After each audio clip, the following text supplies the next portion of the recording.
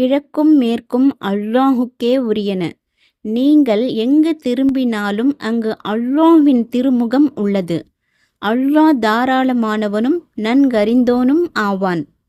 இந்த வசனம் இறை தூதர் ஸல்லல்லாஹு அலைஹி வஸல்லம் அவர்களுக்கும் அவர்களின் தோழர்களுக்கும் ஆறுதல் அளிக்கும் வகையில் அருளப்பெற்றது எனலாம்.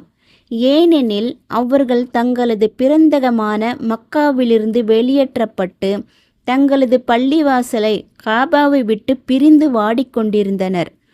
அல்லாஹ்வின் தூதர் ஸல்லல்லாஹு அலைஹி வஸல்லம் அவர்கள் மக்காவில் இருந்தபொழுது ஜெருசலத்தில் உள்ள பைத்துல் மக்திஸை முன்னோக்கி தொழுது வந்தார்கள்.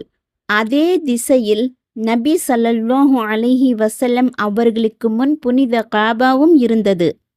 மக்காவை துறந்து மதீனா வந்து 16 அல்லது 17 மாதங்கள் பைத்துல் மக்திஸை முன்னோக்கி